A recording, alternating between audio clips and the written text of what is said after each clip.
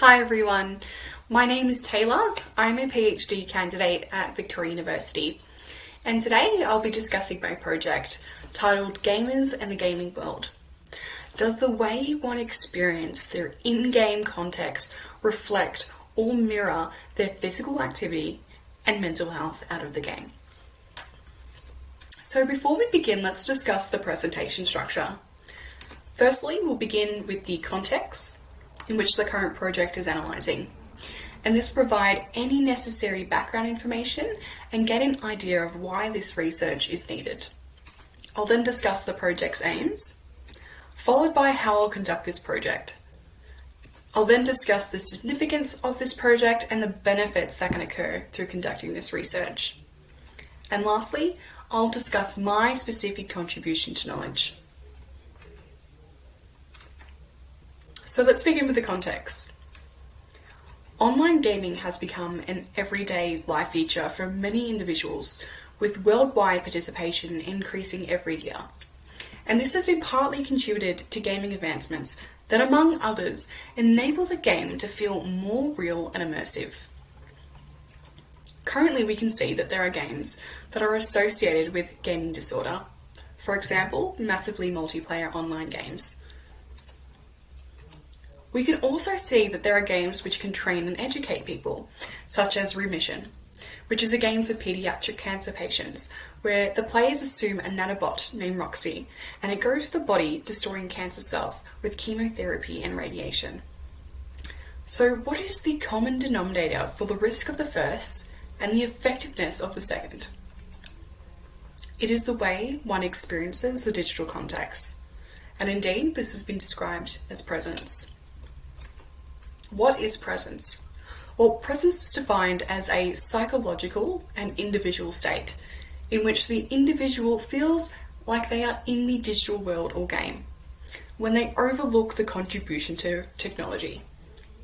It feels as though they are actually there and not in real life.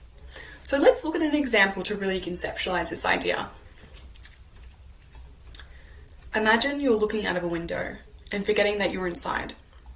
Rather, you feel as though you're actually there, looking at the landscape.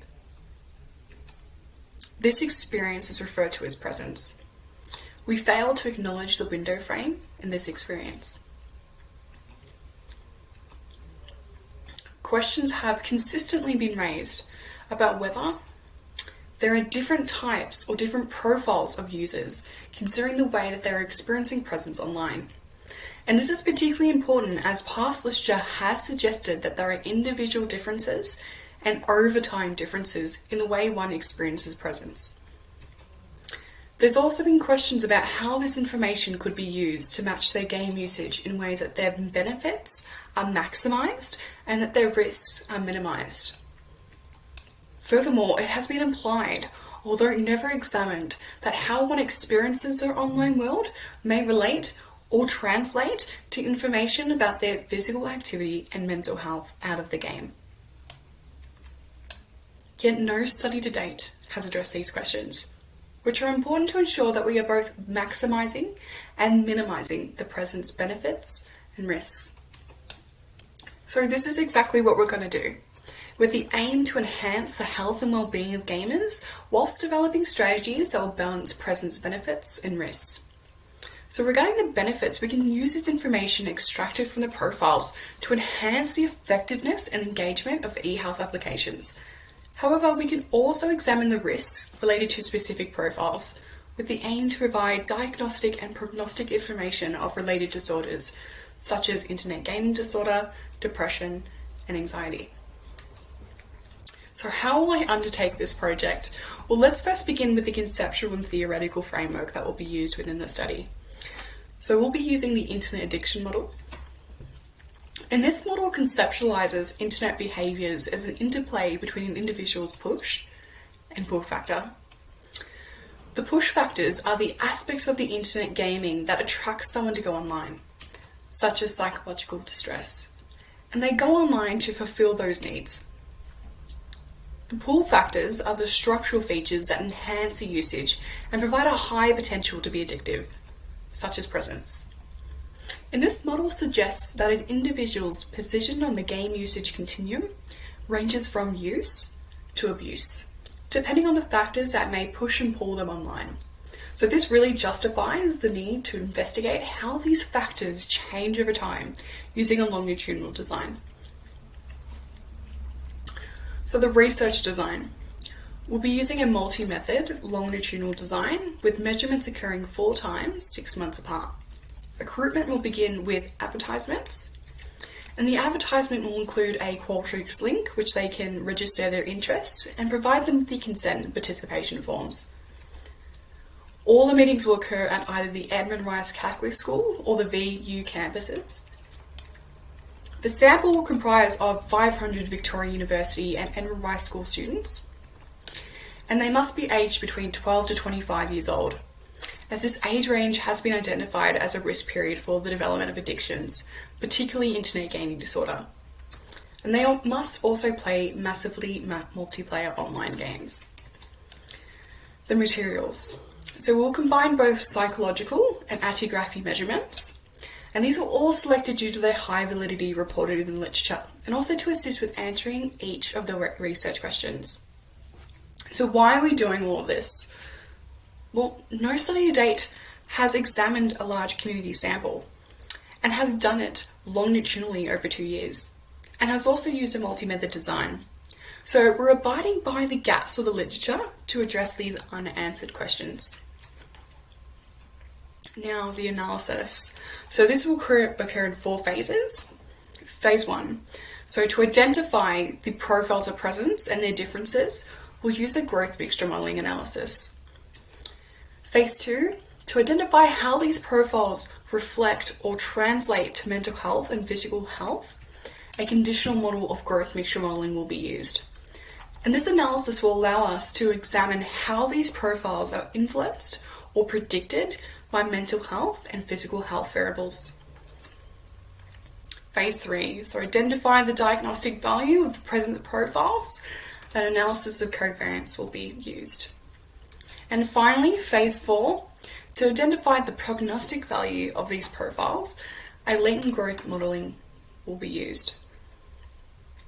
So through this approach, we can evaluate the differences between the initial average behaviours and their growth over time. So allowing the calculation of the profile's specific health trajectories and prediction for things like depression, anxiety, and internet gaming disorder. So what about feasibility? Well, this may appear ambitious, but it is feasible. And this is due to the project being funded by a large reward, so it allows a large quantity of funding to assist with purchasing the materials. The project is also highly supported by the Edmund Rice Catholic Schools, with communication and training already beginning to take place to allow data collection once ethic approval has been granted. And we're also abiding by the project's timeline, with the ethics application already being submitted.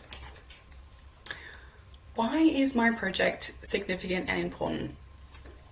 Well, let's first look at the consumption and market that we have here in Australia.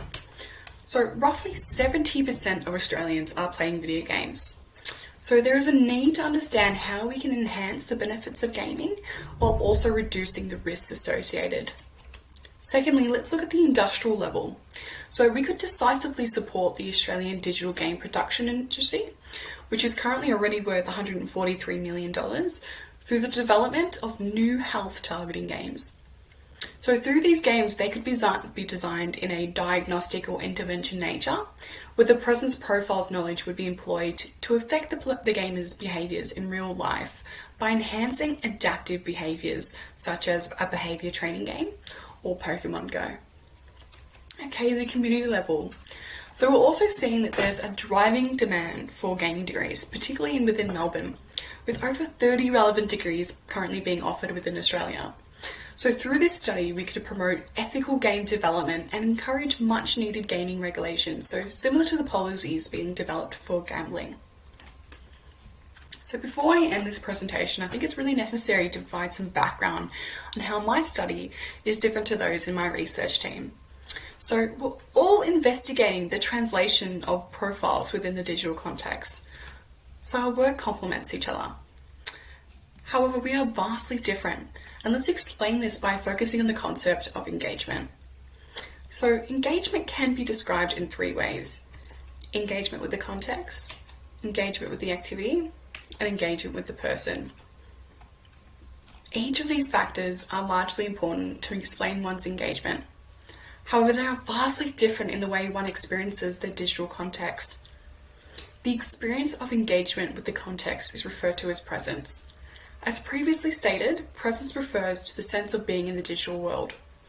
While presence describes the level at which the individual is absorbed in the digital world, online flow or engagement with the activity refers to the level one feels absorbed by the digital world and their activity within it. So while both concepts are related, they explain two different concepts or experiences. An individual can consume an online medium only passively, without being active within the digital world, and this is referred to as the experience of presence. It's also known that presence moderates the experience of flow. So flow explains one's online activity and it zooms online activity. Presence does not. So the emphasis of presence is on the experience of the context. So in conclusion, while both concepts explain the optimum experience, this project will only focus on the experience of presence. Thank you all so much for listening to my presentation today. If you're interested in more of our studies, please check out our Twitter and YouTube. Thank you so much.